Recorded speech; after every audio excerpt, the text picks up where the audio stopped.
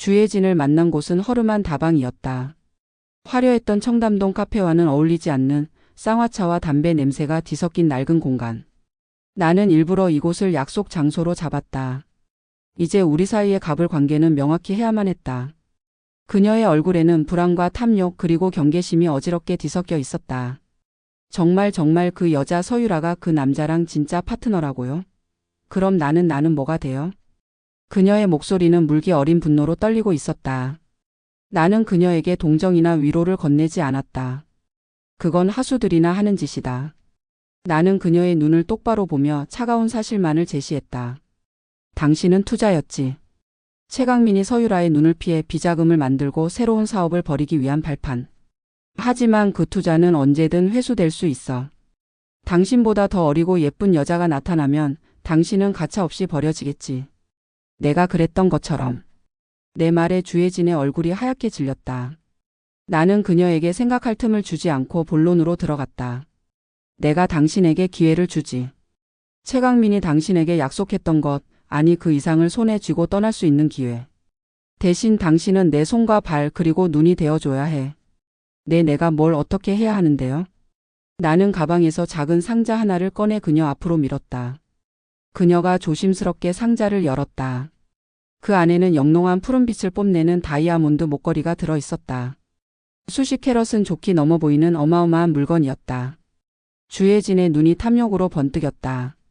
이건 오션의 눈물. 그녀는 그 목걸이의 이름을 알고 있었다. 최근 경매에서 수십억에 낙찰되어 화제가 되었던 바로 그 보석. 물론 그녀의 눈앞에 있는 것은 독사가 구해온 정교하기 짝이 없는 모조품 값싼 유리 목걸이였다. 하지만 그 사실은 중요하지 않았다. 최강민에게 이 목걸이를 선물 받았다고 해. 그 남자가 당신을 위해 특별히 구해온 세상에 단 하나뿐인 사랑의 증표라고. 그리고 이 목걸이를 보란듯이 하고 서유라의 눈앞에 나타나. 서유라 앞에요? 그 여자가 날 가만두지 않을 거예요. 두려운가? 그럼 지금이라도 그만둬. 그리고 최강민의 비위를 맞추며 살다가 언젠가 길거리에 나앉게 될 내 미래나 걱정해. 내 싸늘한 말에 주혜진은 입술을 깨물었다. 그녀는 유리 목걸이와 내 얼굴을 번갈아 보더니 마침내 결심한 듯 목걸이 상자를 움켜쥐었다. 알았어요. 하라는 대로 할게요. 대신 약속한 건 확실히 지켜주셔야 해요. 결과를 가져오면 대가를 치르지. 나는 최강민과 달라. 그 후 며칠 동안 나는 싸구려 여관방에서 숨죽인 채 때를 기다렸다. 마치 거미줄을 쳐놓고 먹잇감이 걸려들기만을 기다리는 거미처럼. 나는 더 이상 무대의 배우가 아니었다. 나는 이 모든 것을 조종하는 연출가였다. 내 손가락 하나의 움직임으로 저 화려한 성 안에서는 피비린내 나는 전쟁이 시작될 것이다. 그리고 마침내 내 휴대폰이 울렸다. 독사였다. 그의 목소리는 언제나처럼 감정이 없었지만 나는 그 너머에서 희미한 만족감을 읽을 수 있었다. 뱀굴이 시끄러워졌어. 당신이 던진 돌멩이가 제대로 파문을 일으켰군. 독사의 말에 따르면 주혜진은 작전대로 움직였다. 그녀는 유리 목걸이를 하고 최강민과 서유라가 함께 있는 레스토랑에 보란듯이 나타났다. 서유라는 그 목걸이를 보는 순간 이성을 잃었다. 자신은 단 한 번도 받아보지 못한, 아니 존재하는 줄도 몰랐던 엄청난 보석. 그것이 최강민이 다른 여자에게 준 선물이라는 사실에 그녀의 자존심과 탐욕은 산산조각 났다. 그날 밤 그들이 사는 호화로운 저택에서는 지옥도가 펼쳐졌다고 했다. 서유라의 날카로운 비명. 최강민의 고함. 무언가 깨지고 부서지는 소리. 독사가 보내온 짧은 녹음 파일에는 그 모든 것이 생생하게 담겨 있었다. 내가 어떻게 나한테 이럴 수 있어. 저 여자한테 쓴 돈이 다 어디서 난 돈이야. 내 돈이잖아. 저 여자가 하고 있던 그 목걸이. 당장 내놔. 시끄러워. 너 미쳤어? 어디서 감히 큰 소리야. 내가 뭔데 내일에 이래라 저래라야. 뭐? 내가 뭐냐고? 이 배은망덕한 새끼. 내가 아니었으면 넌 아직도 저 늙은이 뒤나 닦아주고 있었을 거야. 서로의 가장 추악한 비밀을 폭로하며 물어뜯는 두 마리의 짐승. 나는 녹음 파일을 끄고 눈을 감았다. 상상했다. 서로의 머리채를 잡고 저주를 퍼붓고 얼굴을 핥히는 그들의 모습을. 내 모든 것을 앗아간 그들이 이제는 서로를 파멸시키고 있었다. 고작 빛나는 유리 조각 하나 때문에. 이것은 복수가 아니었다.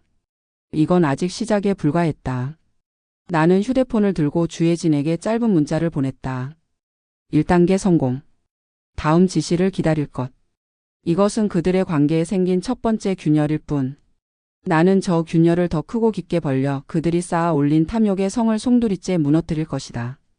나의 진정한 복수는 이제 막 그 서곡을 연주하기 시작했다.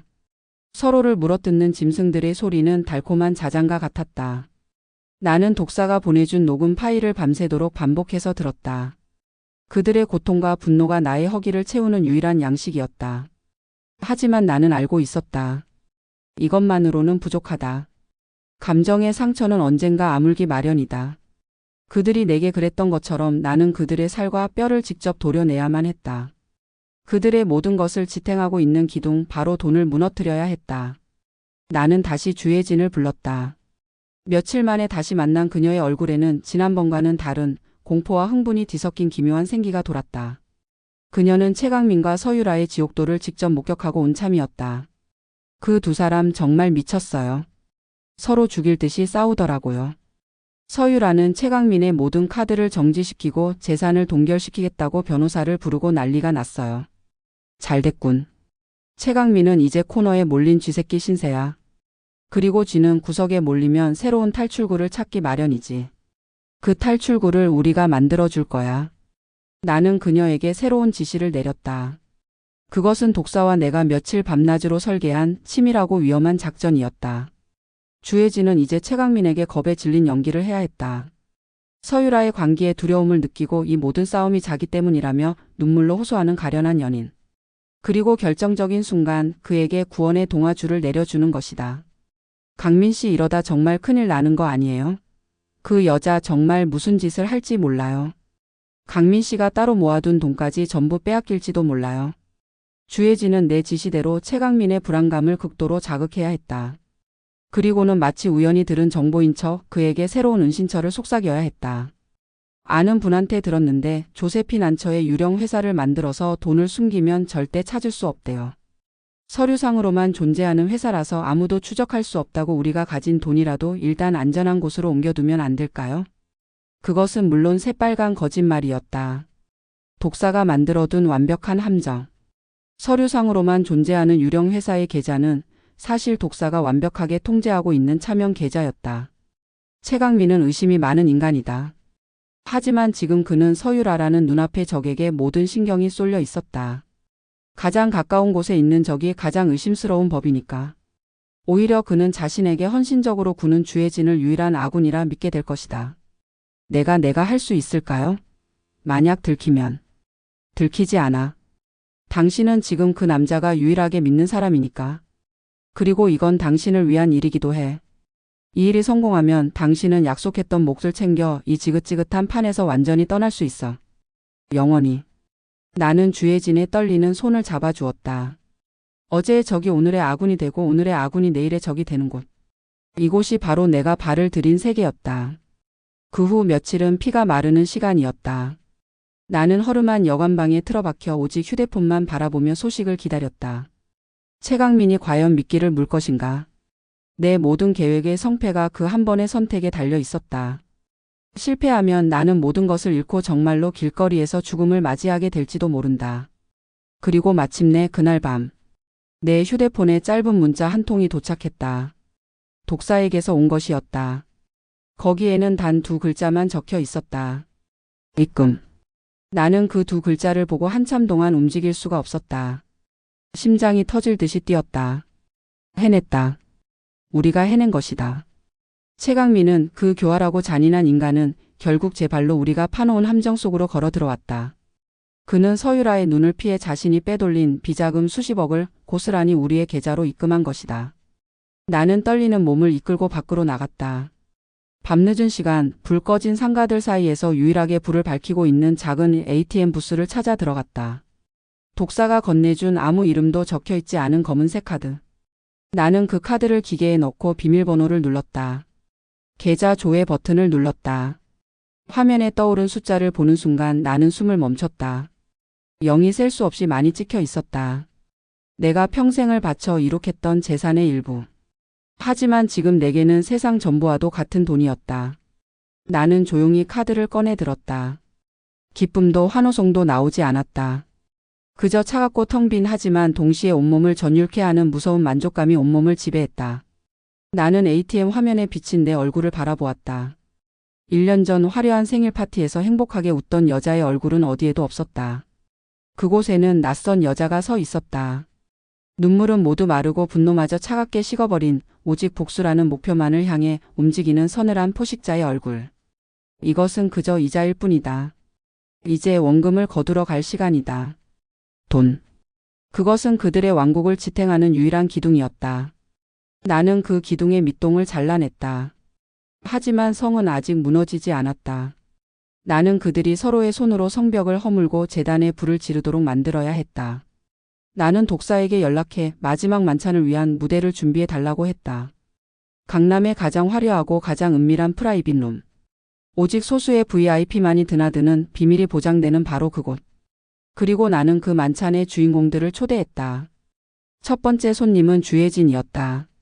나는 그녀에게 약속했던 몫을 두둑이 챙겨주었다. 수억 원이 든 돈 가방을 받은 그녀의 얼굴에는 감출 수 없는 희열이 떠올랐다. 정말 이 돈이 전부 제 건가요? 약속은 지켰소. 이제 당신은 이 판에서 빠져도 좋소. 이 돈으로 어디든 가서 새 인생을 시작해. 하지만 나는 그녀의 눈을 똑바로 보며 말했다. 당신이 원한다면 이 잔인한 연극의 마지막을 특등석에서 관람할 기회를 줄 수 있지. 당신을 장난감 취급했던 그 남자와 당신을 벌레 보듯 했던 그 여자가 어떻게 파멸하는지 바로 눈앞에서. 주혜진의 눈빛이 흔들렸다. 돈을 향한 탐욕은 채워졌지만 모욕당한 자존심은 아직 그대로였다. 그녀는 잠시 망설이더니 이내 결심한 듯 고개를 끄덕였다. 볼래요? 그들의 마지막을 제 두 눈으로 직접 보고 싶어요. 두 번째 손님은 서유라였다. 나는 익명의 번호로 그녀에게 문자를 보냈다. 최강민이 당신 몰래 빼돌린 돈의 행방을 알고 있습니다. 오늘 밤 8시 5호텔 스카이 라운지. 혼자 오십시오. 최강민의 비자금에 혈안이 되어 있던 그녀는 미끼를 물 수밖에 없었다. 그녀는 분명 이 정보가 주혜진에게서 나온 것이라 생각하고 머리채라도 잡을 기세로 달려올 것이다. 그리고 마지막 손님 최강민. 그에게는 주혜진을 통해 초대장을 보냈다. 강민 씨, 서유라가 우리 관계를 눈치챈 것 같아요. 오늘 밤 우리 둘이 가진 돈을 전부 들고 해외로 뜨기 전에 마지막으로 저녁이나 해요. 우리만의 축배를 들자고요. 코너에 몰린 최강민은 유일한 탈출구라고 믿는 주혜진의 제안을 거절할 수 없었을 것이다. 그날 밤 8시. 약속된 장소에 나는 가장 먼저 도착해 있었다. 어둠 속에서 나는 무대를 세팅했다. 방 한가운데 놓인 거대한 테이블. 그리고 테이블을 비추는 단 하나의 핀 조명. 마치 취조실 같기도 하고 재단 같기도 한 기묘한 풍경이었다. 나는 주혜진을 옆방에 대기시키고 홀로 어둠 속에 몸을 숨겼다. 곧 문이 열리고 서유라가 살기등등한 얼굴로 들어왔다. 그녀는 텅 빈 방을 보고 당황한 기색을 보였지만 이내 의자에 앉아 팔짱을 끼고 상대를 기다렸다. 잠시 후 문이 다시 열리고 최강민이 휘파람을 불며 들어섰다. 그는 눈앞에 앉아있는 서유라를 보고 그 자리에 얼어붙었다. 서유라? 내가 왜 여기에? 그건 내가 할 말이지 이 개자식아. 주혜진 그녀는 어딨어? 내 돈 내놔. 두 사람은 서로를 보자마자 다시 으르렁거리기 시작했다. 서로를 향한 욕설과 저주가 방 안을 가득 채웠다. 나는 어둠 속에서 조용히 그들의 추악한 연극을 감상했다. 그들이 한참을 싸우며 지쳐갈 때쯤 나는 방 안의 모든 조명을 켰다. 갑작스러운 빛에 두 사람의 눈이 멀었다. 그리고 그들의 눈이 빛에 익숙해졌을 때 그들은 내 모습을 발견했다. 폐지를 줍던 남루한 늙은이가 아닌 1년 전 그날처럼, 아니 그보다 더 차갑고 압도적인 기품을 두른 채 서 있는 나의 모습을. 오수키? 최강민의 목소리가 염소처럼 떨렸다. 서유라 역시 유령이라도 본 듯한 얼굴로 나를 쳐다봤다. 나는 천천히 그들에게 다가갔다. 또각또각. 내 구두 소리가 방 안을 서늘하게 울렸다. 오랜만이네. 내 돈으로 차린 당신들의 파티는 이제 끝났어. 나는 테이블 위에 서류 봉투 하나를 던졌다. 최강민이 허겁지겁 봉투를 열었다. 그 안에는 그가 유령 회사로 송금했던 모든 기록과 그 계좌의 잔고가 영원으로 찍힌 명세서가 들어 있었다. 그의 얼굴이 새하얗게 질렸다. 이게 어떻게? 주혜진. 주혜진은 어디 있어? 내가 믿었던 그 장난감? 글쎄. 지금쯤 따뜻한 남쪽 나라로 가는 비행기 안 아닐까? 내 돈으로 아주 편안하게. 나는 거짓말을 했다. 주혜진은 바로 옆방에서 이 모든 것을 듣고 있었다. 최강민은 그 자리에 주저앉아 머리를 뜯었다. 그 순간 나는 서유라에게 또 다른 서류를 건넸다. 그것은 최강민이 주혜진에게 선물했던 아파트와 자동차의 명의 이전 서류 사본이었다. 물론 그 역시 내가 꾸며낸 가짜 서류였다. 이것 봐. 내 남편은 너한테는 한 푼도 안 쓰면서 다른 여자한테는 집이며 차며 다 사줬더구나.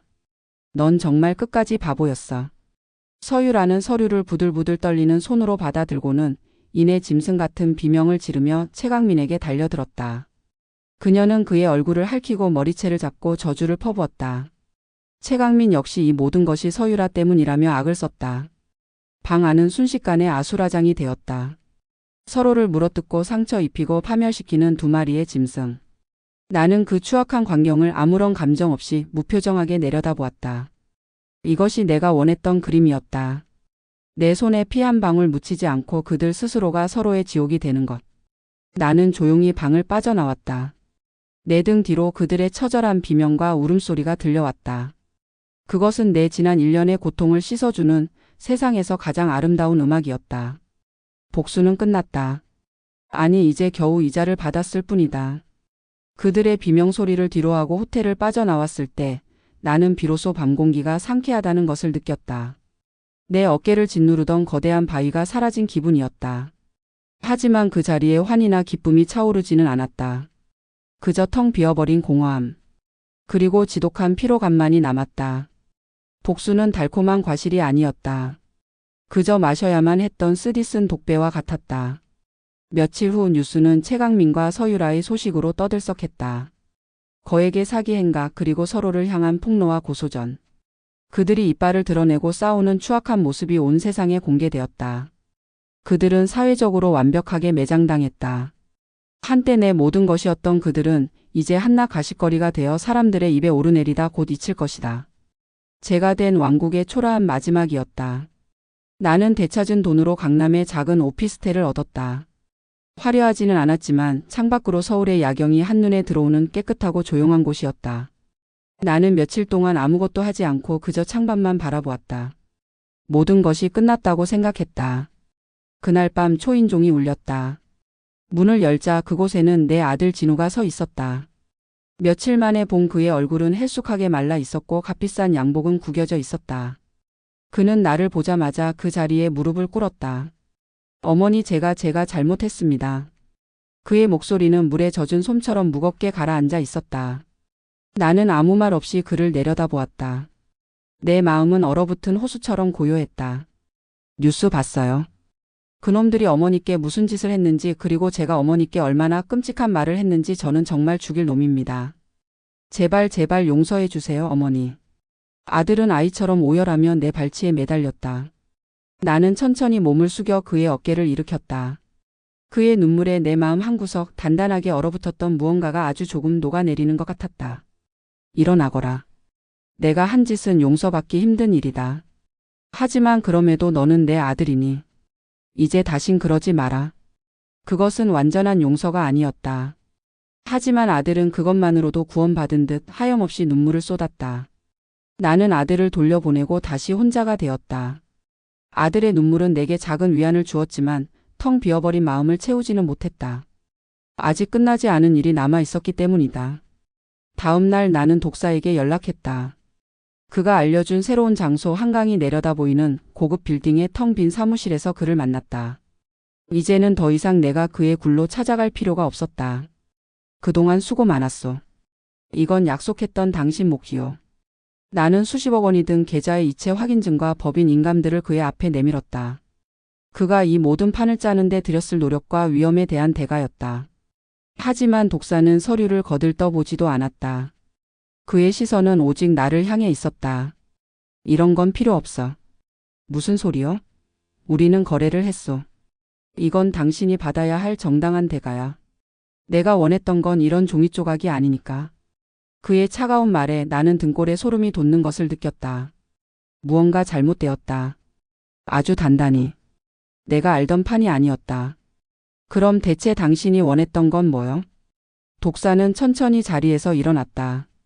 그리고 창가로 다가가 유유히 흐르는 한강을 내려다보며 말했다. 그의 목소리는 그 어느 때보다도 낮고 서늘했다. 오수키, 당신의 첫 번째 남편 김 회장에 대해 얼마나 알고 있지? 갑작스러운 첫 남편의 이야기에 나는 당황했다. 그게 무슨 상관이야? 그는 성실하고 좋은 사람이었어. 성실? 좋은 사람? 독사가 비웃음을 터뜨렸다. 그는 천천히 내게로 돌아섰다. 그의 눈빛은 더 이상 조력자의 눈빛이 아니었다. 그것은 먹잇감을 앞에 둔 차가운 포식자의 눈빛이었다. 당신이 아는 그 성실한 김 회장이 한 젊은 사업가의 아이디어를 훔치고 그를 나락으로 떨어뜨려 결국 스스로 목숨을 끊게 만든 사실도 알고 있나? 그 젊은 사업가가 바로 내 아버지였다는 사실도? 나는 숨을 쉴 수가 없었다. 머릿속이 새하얘졌다. 첫 남편이 내 모든 자부심이었던 그가 그런 짓을 저질렀을 리가 없었다. 독사는 내 앞에 다가와 내 눈을 똑바로 들여다보며 마지막 확인 사살을 했다. 그의 목소리는 지옥에서 울려 퍼지는 악마의 속삭임 같았다. 내가 왜 당신을 도왔는지 이제 알겠나? 최강민을 당신에게 접근시킨 것도, 당신이 그놈에게 모든 것을 빼앗기게 만든 것도, 그리고 당신이 복수의 화신이 되도록 뒤에서 조종한 것도 전부 나였어. 왜 대체 왜? 당신이 가장 행복한 순간에 모든 것을 잃고 가장 비참한 나라까지 떨어졌다가 마침내 복수를 완성했다고 믿는 바로 그 순간 당신의 손으로 직접 되찾은 그 모든 것을 내 손으로 다시 빼앗기 위해 내 아버지가 당했던 것과 똑같이. 그의 입가에 처음으로 잔인하고도 완벽한 미소가 번졌다. 당신의 복수는 처음부터 내 복수의 일부였으니까. 환영하지 오수키. 진짜 지옥에 온 걸. 당신의 복수는 처음부터 내 복수의 일부였으니까. 독사의 마지막 말은 날카로운 얼음 송곳이 되어 내 심장을 관통했다. 세상이 다시 한번 무너져 내리는 기분이었다. 나는 간신히 서 있던 다리에 힘이 풀려 비틀거리며 뒷걸음질 쳤다. 숨이 막혔다. 내가 걸어온 모든 길이, 내가 이뤄낸 모든 복수가 결국 이 남자의 손바닥 위에서 노란한 한낱 인형극에 불과했다는 말인가. 왜 하필 나였소. 내 목소리는 힘없이 갈라져 나왔다. 독사는 승리자의 여유로운 미소를 지으며 내게 다가왔다. 그의 눈에는 나를 향한 경멸과 완벽한 승리를 거둔 자의 희열이 가득했다. 그래야 가장 잔인하니까. 당신의 첫 남편이 내 아버지에게 그랬던 것처럼 당신이 스스로의 힘으로 모든 것을 되찾았다고 믿는 바로 그 순간, 그 모든 것을 다시 빼앗는 것. 이보다 더 완벽한 복수가 어디 있겠어? 그는 내가 다시는 일어설 수 없으리라 확신하는 듯 했다. 그는 내 절망을, 내 무너짐을 즐기고 있었다. 나는 휘청거리며 책상 모서리를 붙잡았다. 모든 것이 끝났다고, 나는 이제 정말 끝이라고 그렇게 생각했다. 하지만 바로 그 순간이었다. 내 머릿속을 스치는 수많은 기억들. 1년 전 화려했지만 공허했던 생일 파티. 차가운 방거리에서 폐지를 줍던 그 지독한 절망감. 그리고 내 얼굴에 돈을 던지며 모욕을 주던 아들의 경멸 어린 눈빛. 나는 이 모든 것을 견뎌냈다. 이 모든 지옥을 맨몸으로 기어 나왔다. 고작 이 정도에 무너질 내가 아니었다. 나는 천천히 고개를 들었다. 내 눈에서 절망과 공포가 사라지고 그 자리에는 서늘하다 못해 섬뜩하기까지 한 차가운 불꽃이 타오르기 시작했다. 나는 나도 모르게 피식 하고 웃음을 터뜨렸다. 내 웃음소리에 승리를 만끽하던 독사의 얼굴이 순간 굳어졌다. 이제 와서 실성이라도 한 건가? 나는 천천히 허리를 폈다. 그리고는 그의 눈을 똑바로 마주보며 내 평생 가장 차가운 목소리로 말했다. 고작 그게 전부였어? 뭐? 내가 수십 년을 준비했다는 복수라는 게 고작 이런 소꿉장난이었냐는 말이다. 나는 책상 위에 놓여있던 이체 확인증을 집어들고 그의 눈앞에서 갈기갈기 찢어버렸다. 독사의 얼굴에 처음으로 당혹감이 스쳤다. 무슨 짓이야? 내가 왜 그 돈을 당신에게 순순히 넘겨줄 거라고 생각했지? 내가 왜 당신을 조금도 의심하지 않았을 거라고 믿었냔 말이다. 나는 그의 주변을 천천히 맴돌며 마치 그의 죄를 하나하나 열거하는 검사처럼 말을 이어갔다. 당신은 너무 완벽했어. 충무로의 늙은 인쇄공, 황금 당구장의 문지기, 모든 게 너무 연극처럼 맞아떨어졌지. 맨손으로 회사를 일군 내 평생에 감히 그 부자연스러움을 놓쳤을 것 같았나? 나는 처음부터 당신을 의심했다. 그리고 당신이 나를 이용하는 동안 나 역시 당신을 철저히 이용했을 뿐이야. 나는 내 휴대폰을 꺼내 그에게 화면을 보여주었다. 화면에는 수십 개의 해외 계좌 거래 내역이 떠 있었다. 당신이 유령 회사로 돈을 옮기라고 했을 때 나는 당신이 모르는 또 다른 유령 계좌들을 거쳐 진짜 내 돈을 숨겨두었다. 그리고 당신의 함정 계좌에는 당신이 추적할 수 있는 최소한의 금액만을 남겨뒀지. 당신이 지금 손에 쥐고 있다고 믿는 그 돈? 그건 내가 당신에게 던져준 내 복수를 도와준 값싼 수고비에 불과해. 독사의 얼굴에서 핏기가 사라졌다. 승리자의 미소는 온데간없이 사라지고 경악과 불신만이 남았다. 그는 자신이 쳐놓은 덫에 자신이 걸려들었다는 사실을 깨달은 것이다. 내가 어떻게? 당신이 뱀이라면 나는 그 뱀의 독을 이용해 약을 만드는 사람이야. 당신은 당신의 아버지를 나락으로 떨어뜨린 내 첫 남편에게 복수하고 싶었겠지. 하지만 나는 나를 나락으로 떨어뜨린 이 세상 전부에게 복수하고 싶었어. 당신과 나의 스케일은 처음부터 달랐단 말이다. 나는 창가로 다가가 밤의 불빛으로 가득한 도시를 내려다보았다. 1년 전 절망 속에서 바라보던 그 풍경이 아니었다. 이제 저 모든 불빛은 내가 정복해야 할 거대한 왕국처럼 보였다. 나는 이 모든 것을 조사하며 또 다른 사실들을 알아냈다. 서유라의 출생에 얽힌 기묘한 비밀. 그리고 내 아들 진우가 사실은 그 모든 배신을 알고도 묵인했다는 정황까지. 내 복수는 아직 끝나지 않았다. 아니, 이제 진짜 시작이었다. 독사는 망연자실한 표정으로 그 자리에 주저앉았다. 완벽한 사냥꾼이 한순간에 사냥감이 되어버린 것이다. 나는 그런 그를 돌아보며 마지막 선고를 내렸다. 이제 선택해. 내게 무릎 꿇고 내 왕국의 첫 번째 신하가 될 것인가? 아니면 내가 찾아낸 당신의 모든 과거와 함께 최강민보다 더 비참한 나락으로 떨어질 것인가? 그것은 질문이 아니었다. 지울 수 없는 낙인이자 거부할 수 없는 명령이었다. 독사는 한참 동안 말이 없었다. 이내 그는 천천히, 아주 천천히 한쪽 무릎을 꿇었다. 패배를 인정한 것이다. 나는 그 모습을 내려다보며 조용히 읊조렸다. 이제 이것은 더 이상 개인적인 복수가 아니다. 이것은 나의 제국을 건설하기 위한 거대한 전쟁의 서막이다.